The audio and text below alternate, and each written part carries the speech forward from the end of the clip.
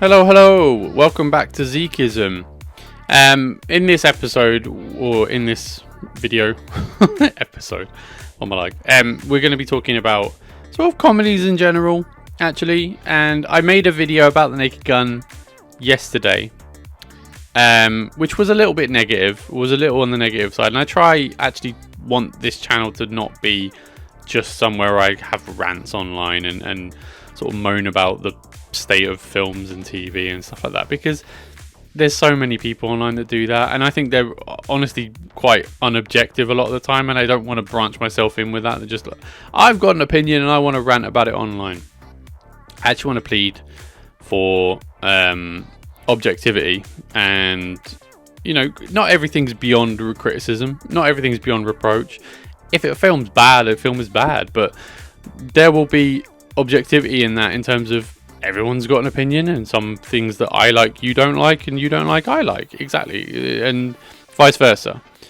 So I think with the Naked Gun video I made, it was more like, I really love the Naked Gun films. I don't know why this film is called The Naked Gun. I think it would be better served and better received if it wasn't called The Naked Gun, was sort of where I was going with that. And it branched into me sort of going into a little bit of a mini rant. So I apologise to a certain extent for that. Because again, that's sort of me displaying ownership over the franchise or the films or whatever. But I would advocate it was needless, and I don't know why they called it Naked Gun. But anyway, I will go see that film and I'll review it and sort of view it, try to, with a fresh pair of eyes. But I will struggle because I love those films. And I think what my point was about comedies especially, which I didn't really go into detail about, but I think I really miss the days when comedies were made that were funny. And they were just comedies. There was no social political commentary or the odd sort of one-liner that refers to political sort of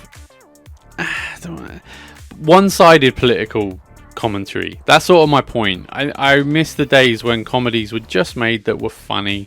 There was a bit sort of, they set a scenario up, they set characters up that are sort of, generically normal, not normal, but didn't show any political leaning or any sort of we only represent 1/4 of or section of society, and we're going to commentate about the other half if we that's sort of what my point is, and that goes for both sides of that political divide or a political divide.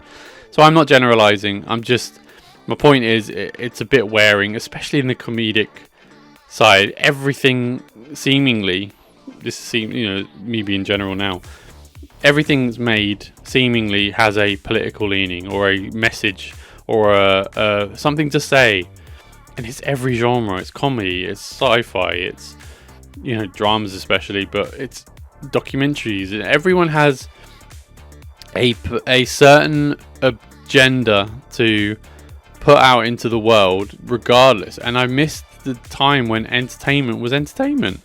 And I think a lot of people are. I think there's a vast swathe of the population of, the world now that just wants to be entertained when they pay their money and go to the cinema. And I hope we're getting back to that place. I think, I personally don't care who you vote for.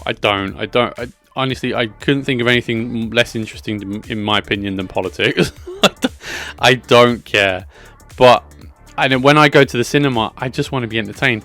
There is a place for messaging in film, and to some people to have their say, and really important issues in the world to be highlighted and displayed and stuff. But I think we've had about 10 to 15 years now of that being peppered into all filmmaking and documentary making and television making.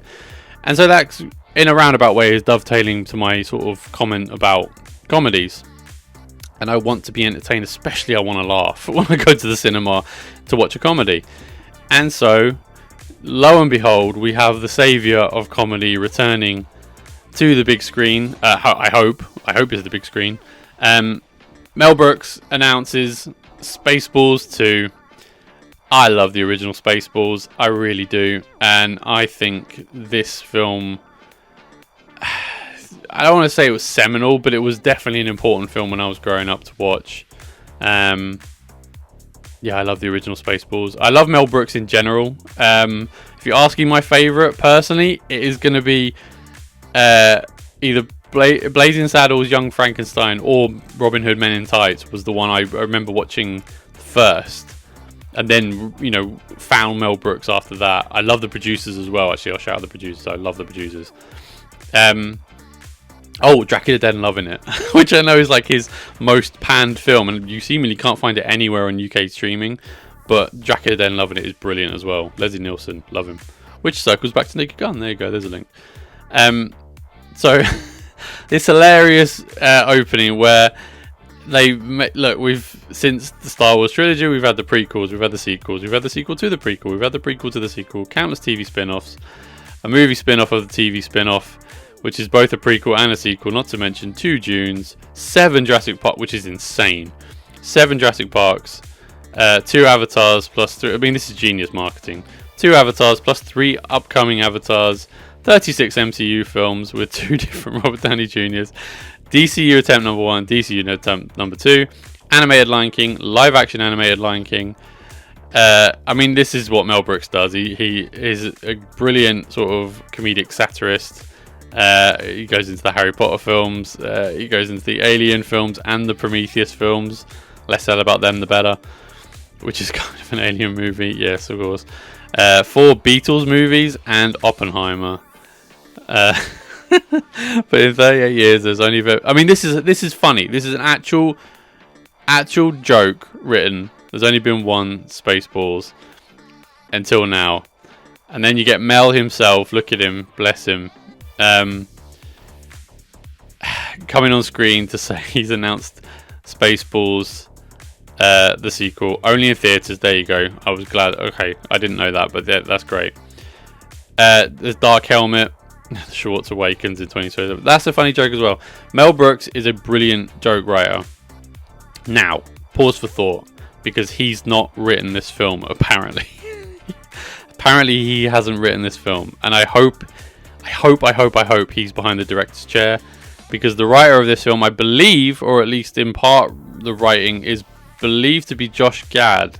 He's the one spearheading this project, which has me a little concerned. I hope this isn't... He's convinced Mel Brooks to sort of come back to a little extent, or to at least be in the film, and it's actually a Josh Gad production. That would worry me slightly, because that's not a Mel Brooks film, that's a Josh Gad film using the license, and sort of flies in the face of everything they've sort of made reference to here. So I hope that's not the case. But you know, I love Spaceballs. I'm going to sort of be a bit contradictory and say, like, I as long as it's Mel Brooks doing it, I'm on board. If it's Josh Gad doing it, I'm a little I don't know about that. You know, I mean, I'd imagine Josh Gad has written himself to be in it, so he's going to be in it. You know, Josh Gad is fine. I don't really sort of, I don't really love or hate him. I'd sort of, yeah, he's fine, but I don't particularly find him hilarious either. I haven't watched anything he's written. I'm aware of as well. So if it's his first crack at writing a film, that has me worried as well. Hopefully this is Mel Brooks spearheading it all, but I believe Josh Gad is behind the sort of the writing process behind it. So pause for thought there, and a little hesitation. But if Mel Brooks is allowed to work his magic, then sign me up. I'm on board. And I think it's probably quite needed, because he likes to make reference to a lot of, certainly, I mean, look, he makes it in this feels Mel Brooks. This doesn't feel Josh Gad. This sort of opening crawl joke about franchise movie making. So Spaceballs 2, as it was the anti-Star Wars, or sort of making reference to the franchising of Star Wars at the time, and parodying it. I would imagine that's the creative launching off point for this film would be, let's make reference to all these silly franchise films. I mean, Oppenheimer being in there is a bit weird. Everything else, yeah, of course, franchise movie making would be his target of his ire with this, and he's gonna have fun with it. I don't think Mel Brooks ever makes anything with vitriol, maybe producers aside, and maybe some of the Blazing Saddles subject matter, but I think, yeah, this is great. Sign me up. I'm a massive Mel Brooks fan. He's not nearly, I don't think, in enough things, but I think, he's a genius. Yeah, sign me up.